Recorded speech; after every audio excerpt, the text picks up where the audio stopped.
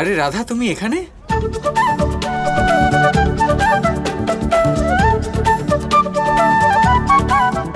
কি হলো, এইভাবে তাকিয়ে আছো কেন? তুমি এইভাবে আমার পিছু নিচ্ছ কেন? পিছু নিচ্ছি আমি? না তো। আমি বলছি কি হয়েছে। আমরা আসলে যা ভাবি পরিস্থিতিও সেই রকমই দেখি। এবার দেখো, তোমার দৃষ্টিতে আমি তোমার পিছু নিচ্ছি, কিন্তু আমার দৃষ্টিতে তুমি আমার সামনে হাঁটছো। এই সমস্ত খেলাই দৃষ্টিভঙ্গির। তোমার ভাবনা কি আর দৃষ্টিকোণের কেন্দ্র কি তা সব আমি জানি।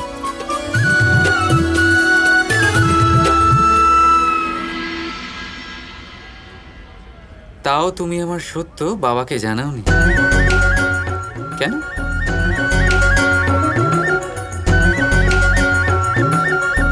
এখন তো তুমি সবকিছুই জানো স্পষ্ট রূপে, যে তুমি সেই মেয়ে যাকে আমি ভালোবাসি। এইভাবে আমার দিকে তাকিয়ে থেকো না, আমার লজ্জা করে। আমার জন্য তোমার চিন্তা হয়, তাই না? কি বলো? চিন্তা হয়, কিন্তু তোমার জন্য না, আমার বাবা আর নন্দ কাকার বন্ধুত্বের জন্য, যেটা আমি তোমার কারণে ভাঙতে দিতে পারবো না।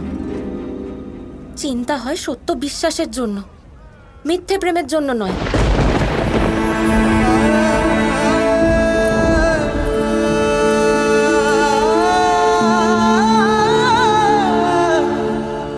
ওদের এত বছরের বন্ধুত্বের জন্য চিন্তা হয় তোমার, কিন্তু এত বছর ধরে তোমার মধ্যে যে ভয়কে পালন করছো তার জন্য নয়। কবে মুক্ত হবে তুমি এই ভয় থেকে রাধা? আর কতদিন নিজের কৃষ্ণকে অপেক্ষা করাবে তুমি? পা বাড়াও, ভয় থেকে মুক্তির দিকে প্রথম পদক্ষেপ নাও রাধা। পা বাড়াও।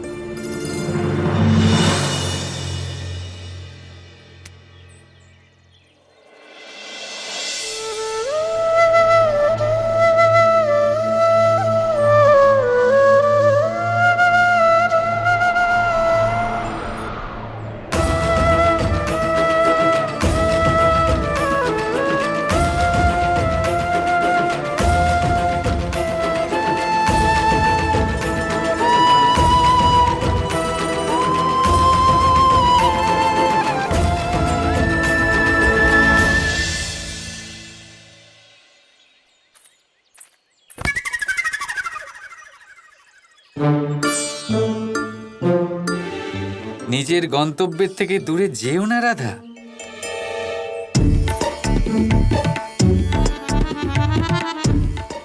এখনো রেগে আছো? আজ দেখতেই পেয়েছো নিশ্চয়ই কেমন সকলে আমার প্রতিটা কথার সাথে একমত হল। আর এখন ভাবার বিষয় এটাই যে আমি তো এখনো বর্ষণার রাজাই হলাম না, তাও আমার কথা সবাই শুনছে। ভাবো ভাবো, একবার আমি রাজা হয়ে গেলে সবাই কত খুশি হবে।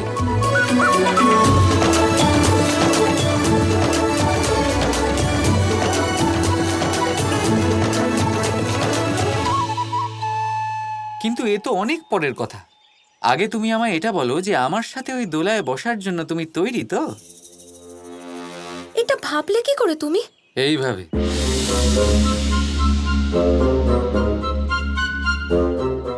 এটাই তো স্বাভাবিক। ছেলেদের মধ্যে তো আমিই জিতবো, আর মেয়েদের মধ্যে জিতবে তুমি। আসলে মহারাজ বৃষভানের কন্যা সর্বদা সমান অধিকারের কথা বলে, সে এই প্রতিযোগিতায় অংশ অবশ্যই নেবে, তাই তো? আমরা দুজনেই এই প্রতিযোগিতা জিতবো রাধা, একসাথে।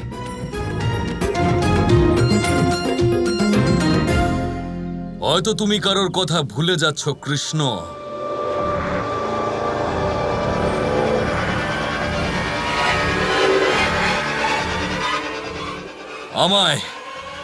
আয়ানকে।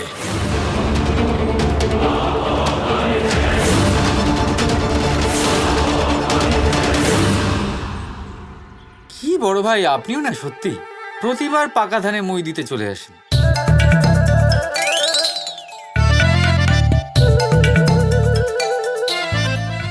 আয়ান, কোথায় ছিলে তুমি? এসো আমার সাথে, তোমার সাথে কিছু কথা আছে।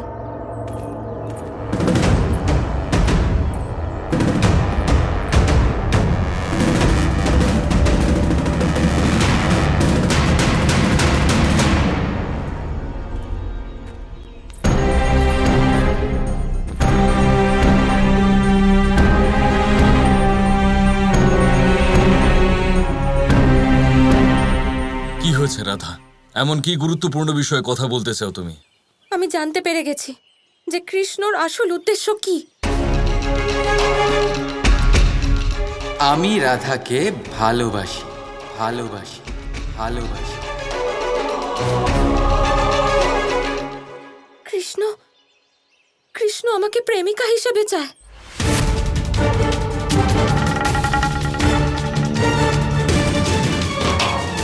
আর এটা তুমি কি করে জানতে পারলে? ও নিজেই আমাকে বলেছে। আর এটাও যে একবার যদি আমি ওর হয়ে যাই তাহলে বর্ষণাও ওর হয়ে যাবে। আমাকে নিমিত্ত করে বর্ষণা দখল করতে চায় ও। কিন্তু তুমি কি করতে চাইছো কানাই? রাধা যদি এই প্রতিযোগিতায় অংশগ্রহণ করে তাহলে কি লাভ হবে? রাধার সাথে ওই দোলায় বসার সুযোগ পেতে চাই আমি দাদা। গোলকের ওই মুহূর্তগুলিকে পুনর্জীবিত করতে চাই আমি। আর আজ যেভাবে আমাকে সবার সামনে প্রতিযোগিতায় আনলো, এটাতে ওর ফন্দি আছে। নিজের মায়া বলে প্রতিযোগিতা জিতে আমার সাথে দোলায় বসতে চায়। ওই দোলায় বসে রাধার সান্নিধ্যের সুখ অনুভব করতে চাই আমি। গোলকের মতন নিজের রাধার হাতে পুনরায় ভোগ গ্রহণ করতে চাই দাদা। অসম্ভব! এরকম কখনোই হবে না রাধা। আমি তোমাকে কথা দিচ্ছি রাধা,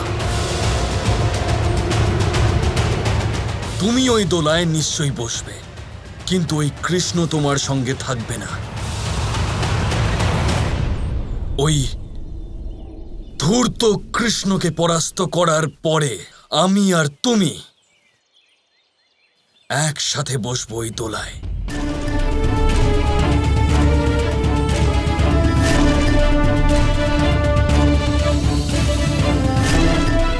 তুমি আমার সাথে?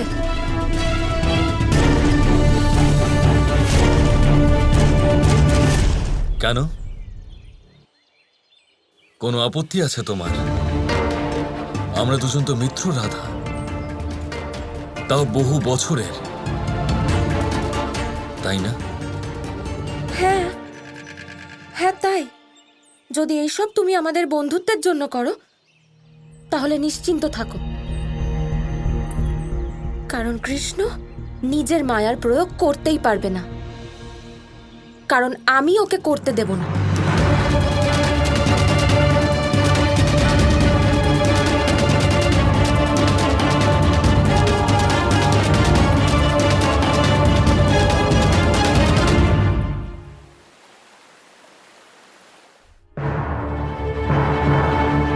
তুমি রাধাকে নিজের পরিকল্পনার ব্যাপারে কিছু বলনি?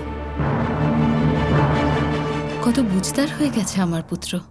এ বিষয়ে তো আমি তোমার কাছে শিখেছি মা।